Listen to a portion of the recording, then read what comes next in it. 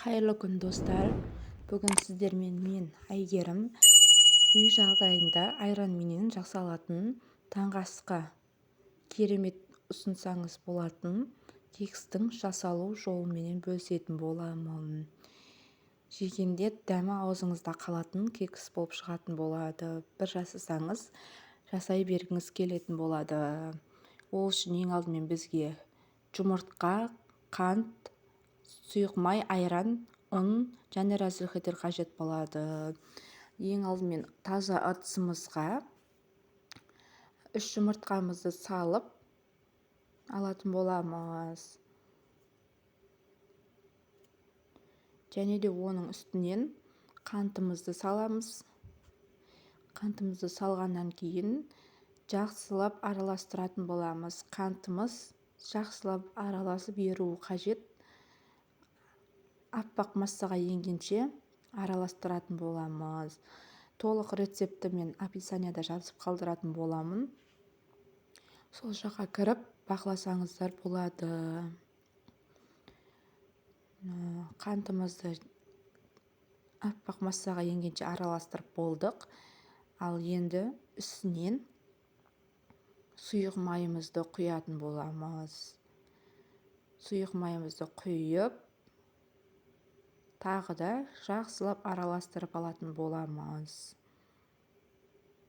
Жақсылап араластырып болғаннан кейін үстінен айранымызды құятын боламыз.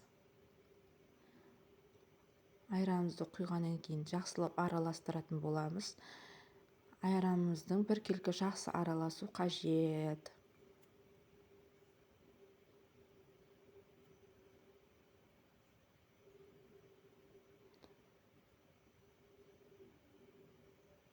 Айранымызды біркелкі араластырып алғаннан кейін ұнымызды дайындайтын боламыз. ұн илегіштен өткізілген ұнмен де ұнды обязательно ұн илегіштен өткізілген болу қажет. Және де үстінен мен разрыхительді қостым.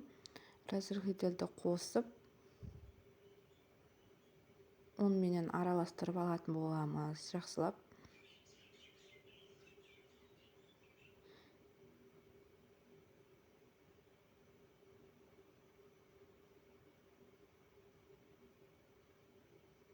Және де қоспамызға ұнымызды аз-аздан сала отырып араластыратын боламыз.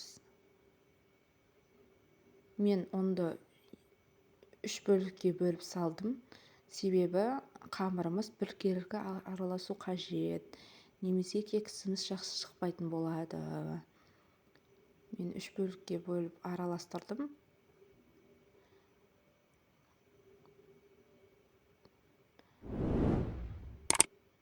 Біркелкі масса болғанша араластырып аламыз. Менде қатты сұйық та қатты қою да болған жоқ. Орташа масса болып шықты кексіміз.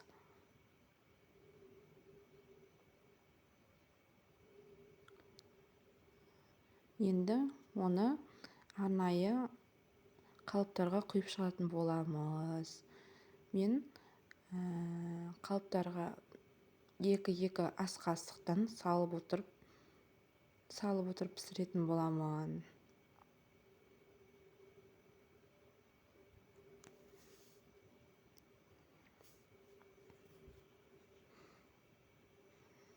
Мінекей 2 ас қасықтан салып жатырмын. Және де пешкімізге 180 градуста 10 минут көлемінде пісіріп алатын боламыз. Кексіміз керемет шықты.